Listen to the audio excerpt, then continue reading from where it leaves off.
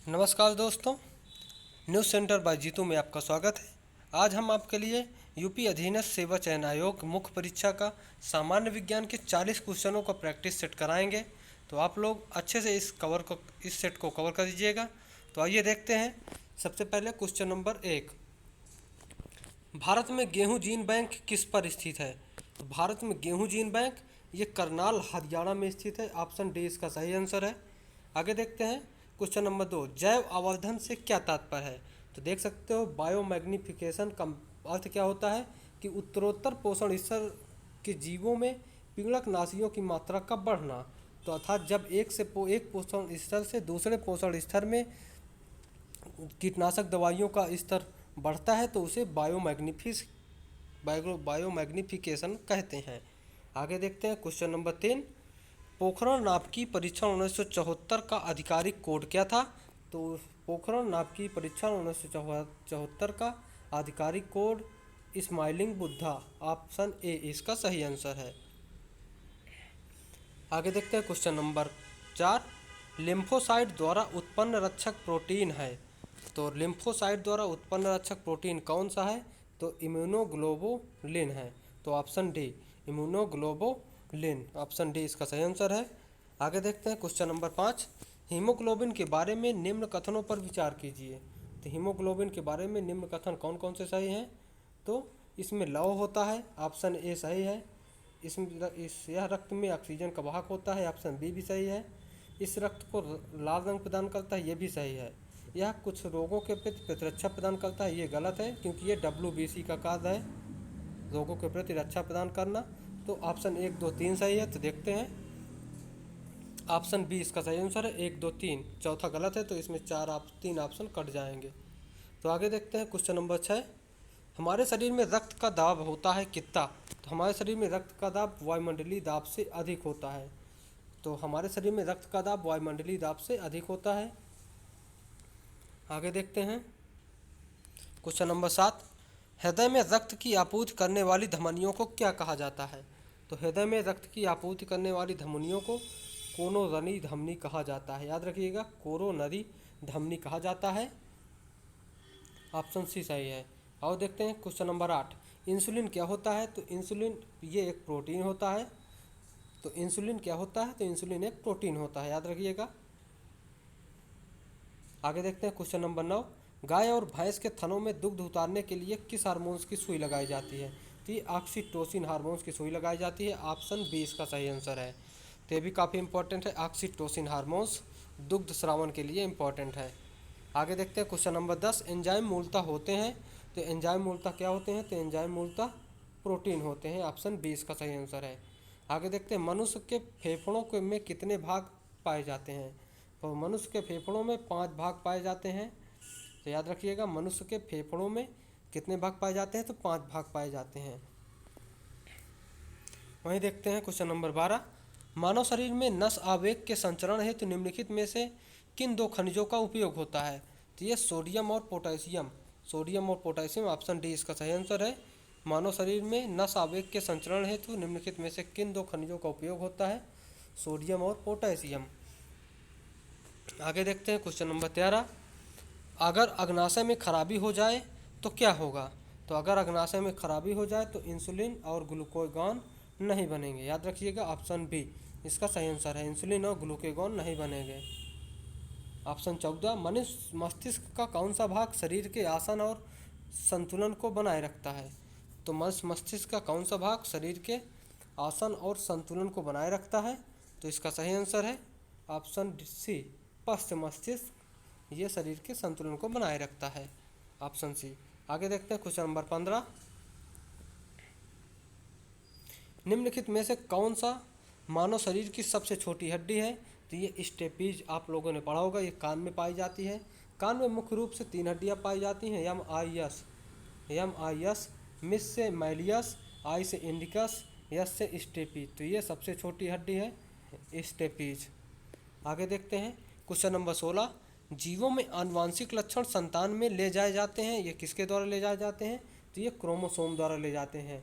याद रखिएगा, chromosome, option 20 का सही आंसर है। ये जीवों में आनुवांशिक लक्षणों के लिए जिम्मेदार होते हैं। क्वेश्चन नंबर 17, पृथ्वी पर सबसे पुराना जीव कौन सा है? तो पृथ्वी पर सबसे पुराना जीव कौन है? तो ये नीलहरित शैवाल है। सबसे पुराना जीव है नीलहरित शैवाल। आगे देखते हैं क्वेश्चन नंबर 18, किसमें नाभिक नहीं होता? तो ये बैक्टीरिया में नाभिक नहीं होता, क्योंकि ये यूकैरियोटिक प्रोकैरियोटिक जीव होते हैं बैक्टीरिया। आगे देखते हैं 19 नंबर, पक्षी जो अपना ऊपरी जबड़ा हिला सकता है? तो ये तोता होता है। ये ऊपरी जबड़ा अपना हिला सकता है, तो पक्षियों में तोता। आगे देखते हैं, वह कौन सा केवल एक सांप है जो घोंसला बनाता है? ये भी काफ़ी इंपॉर्टेंट है। तो घोंसला बनाने वाला सांप ये किंग कोबरा होता है, याद रखिएगा ऑप्शन बी। क्वेश्चन नंबर 21 देखते हैं, प्लास्टिक से कौन सी गैस उत्पन्न होती है?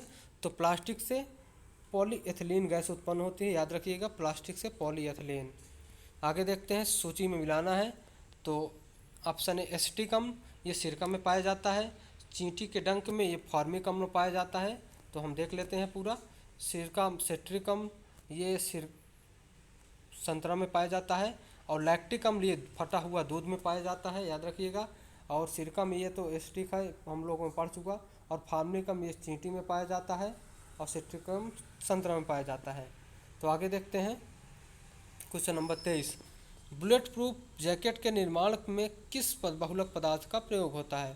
तो ये कैवलर, याद रखिएगा बुलेट प्रूफ जैकेट के निर्माण में कैवलर का प्रयोग होता है, काफ़ी इंपॉर्टेंट है।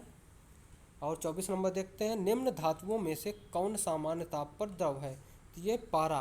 तो यदि धातु पूछे तो पारा है, वहीं यदि अधातु पूछे तो याद रखिएगा अधातु में ब्रोमीन है।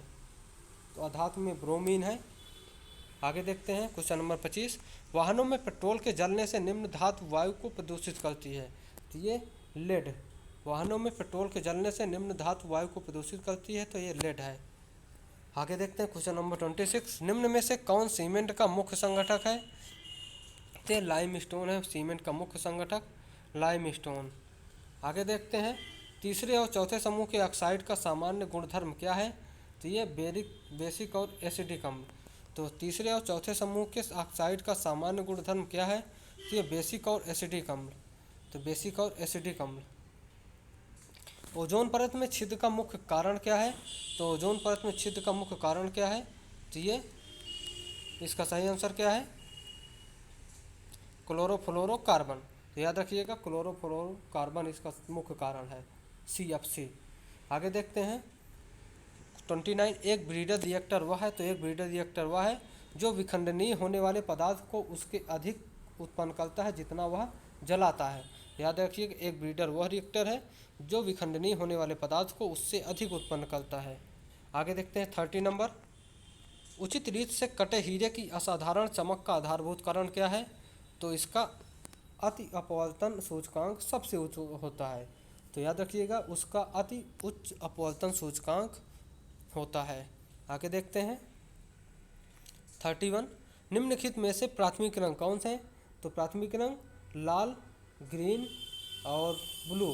तो लाल, हरा और नीला इसके प्राथमिक रंग है। आगे देख सकते हैं, घटना जो ध्वनि तरंगों में नहीं होती। तो घटना जो ध्वनि तरंगों में नहीं होती वो कौन सी है? तो ये ध्रुवण है। तो घटना जो ध्वनि तरंगों में नहीं होती वो ध्रुवण है, ऑप्शन डी।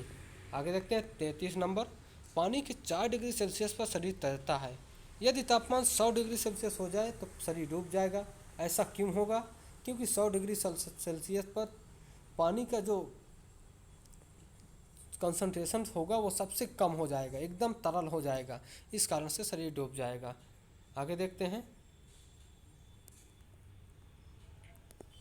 अंतरिक्ष यात्री निर्वात में सीधे खड़े नहीं रह सकते, ऐसा क्यों? तो वहाँ पर गुरुत्व बल नहीं होता, इसलिए सीधे खड़े नहीं हो सकते। वहीं देखते हैं 35, वायुमंडलीय दाब का अचानक गिरना इंगित करता है। तो ये तूफान के लिए इंगित करता है। आगे देखते हैं, ऑप्शन ए उसका सही है। 36 देखते हैं, वायु की मात्रा बदलने पर अपरिवर्तित रहेगा। तो ये उसका घनत्व अपरिवर्तित रहेगा। आगे देखते हैं 37, प्रकाश की तीव्रता नापने के लिए जिस उपकरण का उपयोग किया जाता है उसे क्या कहते हैं? तो ये लक्स मीटर कहते हैं। तो प्रकाश की तीव्रता मापने के लिए लक्स मीटर का उपयोग किया जाता है। तो ऑप्शन सी इसका सही है। तो प्रकाश की गति क्या है? तो 3 × 10⁸ है, ऑप्शन सी इसका सही है। और देखते हैं 39 नंबर, ताप के निम्नलिखित में से किस पैमाने में ऋणात्मक मान नहीं होता। तो ताप के निम्नलिखित में से किस पैमाने में ऋणात्मक मान नहीं होता? तो यह केल्विन में ऋणात्मक मान नहीं होता। तो ओके दोस्तों, आप लोगों के लिए पूरा सेट कंप्लीट हुआ। Thank you, bye. मिलते हैं आपसे नए एपिसोड में।